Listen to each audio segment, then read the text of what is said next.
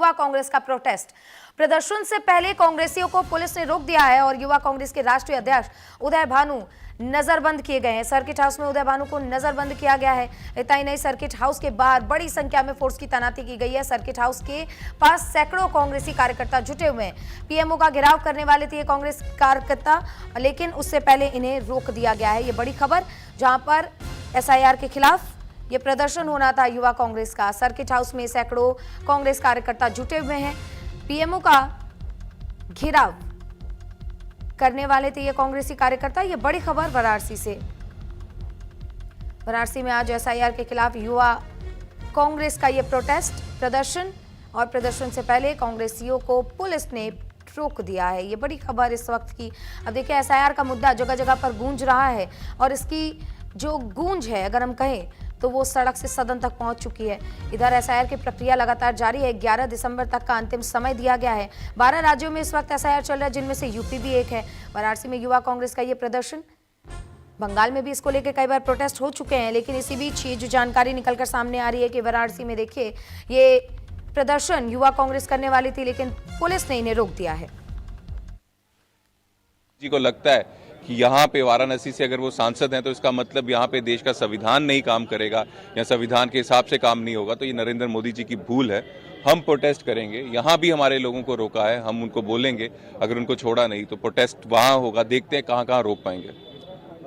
Police ने प्रदर्शन से पहले ही रोक दिया है। हाँ, पुलिस का ये कहना है कि आप लोगों ने परमिशन नहीं लिया। हमें पीएमओ का घेराव करने वाले थे आप लोग। तो पीएमओ का घेराव करना है हमको, और परमिशन नहीं लिया था मतलब हम पिछले 15 दिन से इनको बोल रहे हैं परमिशन के लिए।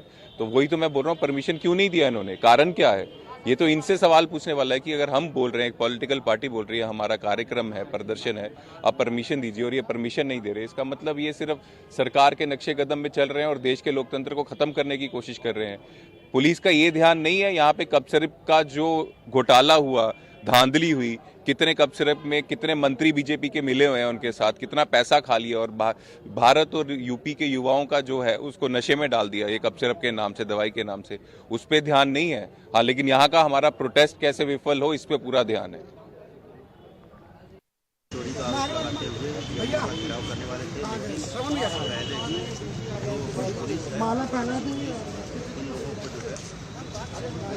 आज जो है इसीलिए प्रोटेस्ट करने वाले थे, लेकिन पुलिस ने इन लोगों को रोक दिया है और अभी मैं को रोका गया। कुछ लोगों से भी बातचीत करने ऐसा नहीं कि परमिशन पिछले 10 दिन से परमिशन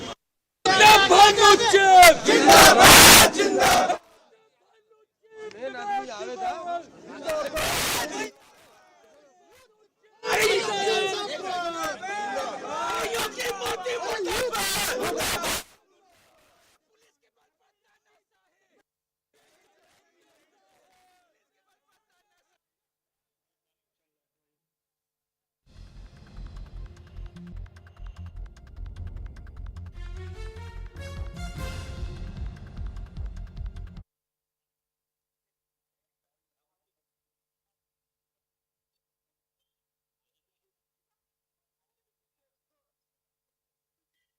प्रदर्शन करने वाली हमारे सहयोगी अमल श्रीवास्तव जुड़ गए हैं, उनका रुख कर लेते हैं।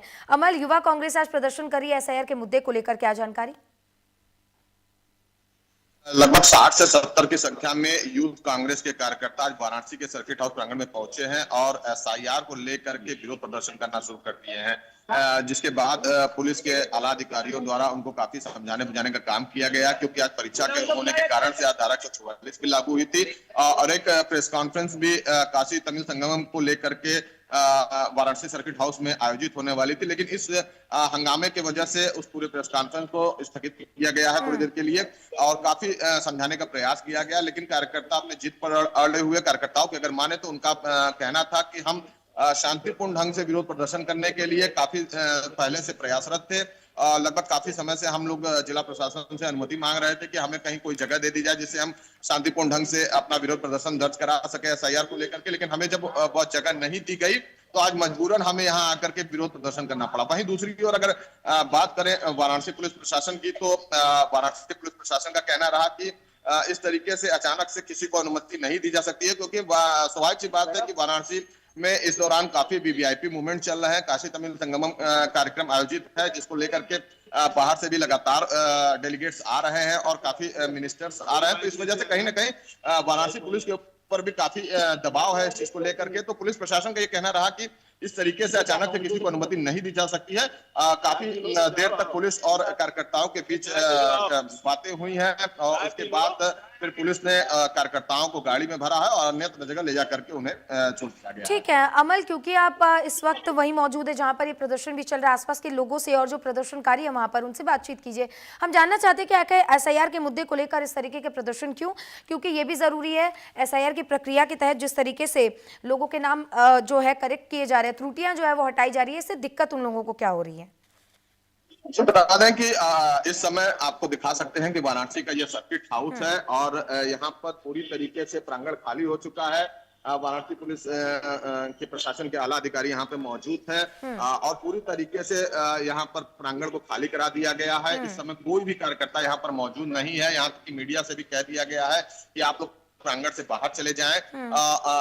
बता दें कि इस पूरे मामले में जो मेन मुद्दा था वो एसआईआर को लेकर के था, एसआईआर की प्रक्रिया को लेकर के था और इनका कहना था कि जो बीएलओ मर रहे हैं कहीं ना कहीं उनके ऊपर भी दबाव है, जिस वजह से इतने बीएलओ की मौत हो चुकी है। तो इस प्रक्रिया को लेकर के पूरा यूथ कांग्रेस के कार्यकर्ताओं ने सवाल खड़ा किया है।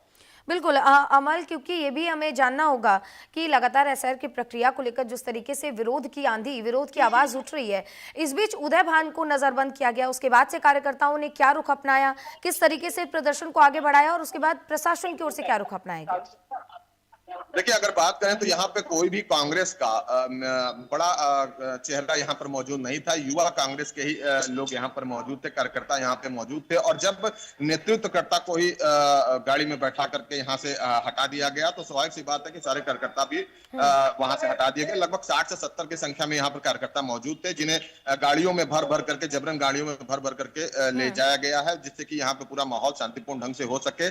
क्योंकि पुलिस भी ये चाह रही थी, क्योंकि आज जो जिस तरीके से काशी तमिल संगमम का को लेकर के जो प्रेस कॉन्फ्रेंस आयोजित करनी थी उसमें भी यहाँ पुलिस आला अधिकारी मौजूद होने वाले थे और इस साथ ही साथ प्रदेश के आयुष मंत्री भी उस प्रेस कॉन्फ्रेंस में सम्मिलित होने वाले थे। तो कहीं ना कहीं इस पूरे मामले को देखते हुए शांति व्यवस्था कायम करने के लिए पुलिस ने अपना काम किया है। लेकिन दूसरी तरफ अगर बात करें कार्यकर्ताओं की, तो कार्यकर्ताओं में खासा रोष इसको देख करके देखने को मिला है, क्योंकि कार्यकर्ता जो एसआईआर का मुद्दा है, मेन मुद्दा है जिसको लेकर के पूरे देश भर में इस समय विरोध प्रदर्शन किया जा रहा है, उसको लेकर के कार्यकर्ता यहाँ बैठे हुए थे। कार्यकर्ताओं का कहना था कि जिस तरीके से लगातार मौतें हो रही हैं, बीएलओ के ऊपर काफी प्रभाव देखने को मिल रहा है और आंकड़े भी सामने आ गए हैं, तो इस पूरे मामले में कहीं ना कहीं सरकार जो है ढुलमुल रवैया अपना रहा है। कार्यकर्ताओं का ऐसा कहना रहा।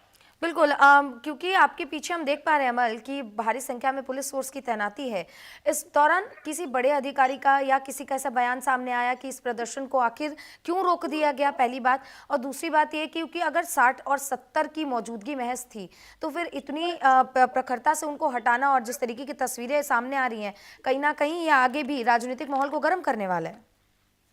ये स्वाभाविक सी बात है। वाराणसी की अगर बात करें तो वाराणसी प्रधानमंत्री नरेंद्र मोदी का संसदीय क्षेत्र है, तो कहीं ना कहीं इस बात को भी विपक्ष ध्यान में देता है कि अगर कोई विरोध वाराणसी से दर्ज की जाती है तो स्वाभाविक सी बात है कि वो बहुत बड़ा चिंगारी का रूप ले लेती है। तो इसको भी ध्यान में रखते हुए ये वाराणसी में किया गया।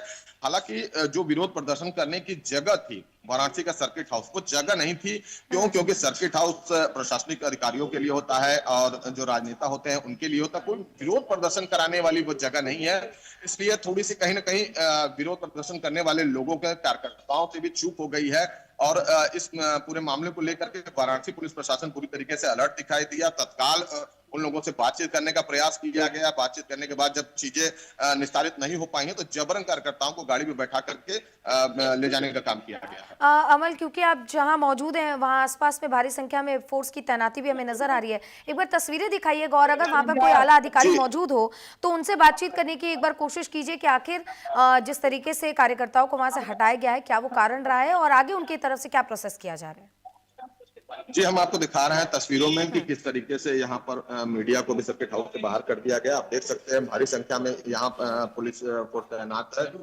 यहाँ एसओ भी है, कैंट एसएचओ भी है, यहाँ पर मौजूद हैं। कई सारे अधिकारी भी यहाँ पर मौजूद है, पुलिसकर्मी भी यहाँ पर मौजूद है। फिलहाल यहाँ पर कोई ऐसा अधिकारी नहीं है जो आधिकारिक बयान दे सके। हालांकि इस पूरे मामले में एडीजीपी का बयान आ चुका है। उन्होंने बताया है कि आज परीक्षा भी है और धारा 144 लागू है। इस पूरे मामले को देखते हुए इस तरीके से कार्यकर्ताओं से बातचीत करने का प्रयास किया गया और बातचीत करने के बाद उन्हें जब कोई सहमति नहीं बन पाई है, कोई निस्तारण नहीं हो पाया इस पूरे मामले का, तो उन्हें गाड़ियों में बैठा करके ले जाने का काम किया गया है। बिल्कुल अमल, क्योंकि ये तस्वीरें हम भी देख रहे हैं लगातार, ये जो प्रदर्शन हो रहा था इसको लेकर ये भी कहा जा रहा है क्योंकि लीडर जो है उदय भानु, उनको जो है वो नज़रबंद किया गया है। इसके बाद कार्यकर्ताओं ने जिस तरीके से सख्ती दिखाई है प्रदर्शन को लेकर, तस्वीरें बयां कर रही हैं कि आने वाले समय में कांग्रेस और सपा इस मुद्दे को लेकर, इस पूरे प्रदर्शन को लेकर अगर हम कहें बयानबाजी इसमें तेज हो सकती है और ये मुद्दा भी आगे गरमा सकता है।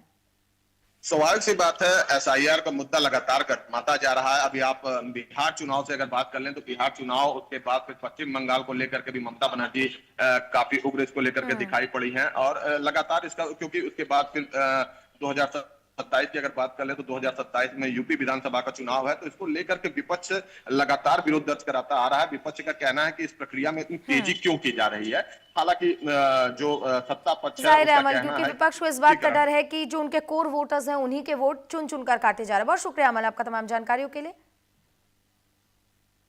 तो देखिए, इसी को लेकर न्यूज इंडिया संवाददाता यानी कि ये जो कांग्रेस के कार्यकर्ता थे वाराणसी में प्रदर्शन कर रहे थे, इस दौरान हमारे सहयोगी अमल श्रीवास्तव ने एक खास रिपोर्ट तैयार की है। वहां पहुंचकर प्रदर्शनकारियों के बीच पहुंचकर दिखाते हैं आपको। हमारे साथ यूथ कांग्रेस के कई सारे नेता हैं। यहाँ पर आप देख सकते हैं वाराणसी के सर्किट हाउस में यूथ कांग्रेस के नेताओं ने इसको लेकर के विरोध प्रदर्शन किया है। हमारे साथ यहाँ पर जिलाध्यक्ष जुड़े हुए हैं यूथ कांग्रेस के। जी, सबसे पहले अपना परिचय दे दें। मेरा नाम माधवेंद्र मूर्ति ओझा है, मैं जिला अध्यक्ष हूँ, यूथ कांग्रेस चंदौली का रहने वाला हूँ। माधवेंद्र जी, क्या कुछ मुद्दा लेकर के आप लोग यहाँ आए हैं? देखिए, पिछले विगत कई दिनों से एसआईआर का जो मुद्दा है, वोट चोरी का जो मुद्दा है, उसको लेकर हमारे राष्ट्रीय अध्यक्ष जी उदय भानु, चीफ जी विशाल जी, पूरी हमारी यूथ कांग्रेस की टीम एक छोटी सी सभा करनी चाहती थी।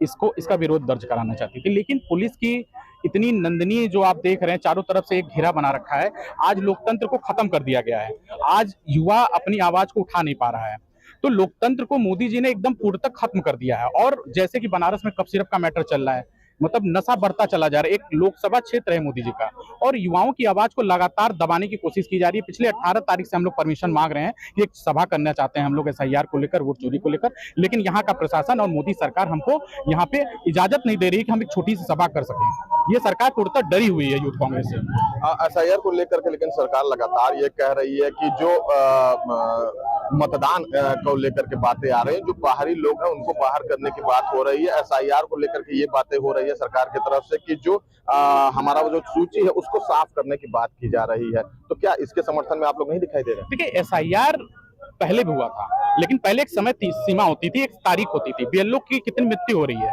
डिप्रेशन में जा रहे हैं, आत्महत्या कर ले रहे हैं। एसआईआर में आपने देखा कि बिहार में क्या हुआ, 21 लाख एक्स्ट्रा वोटर ऐड हो गए। चुनाव होने के बाद 3 लाख वोटर को ऐड कर दिया गया। और हरियाणा में तो ब्राजीलियन मॉडल, देखिए आप, ब्राजीलियन मॉडल की फोटो ऐड कर दी गई 21 जगह। एक आदमी का 10 जगह नाम है, 12 जगह नाम है। हमारा एसआईआर से विरोध नहीं है, लेकिन एसआईआर की जो प्रक्रिया है ये भाजपा की प्रक्रिया है। जो ज्ञानेश कुमार है, ये भाजपा के एजेंट बने हुए हैं। एसआईआर का विरोध नहीं, लेकिन ये जो भाजपा के एजेंट हैं ज्ञानेश कुमार जी, ये पूर्णतः मोदी जी के इशारों पे काम कर रहे हैं, अमित शाह के इशारों पे काम कर रहे हैं और अपने फर्जी नामों को ऐड कर रहे हैं। और कांग्रेस समर्पित, इंडिया गठबंधन समर्पित जितने भी लोग हैं उनका नाम काटने का कार्य कर रहे हैं।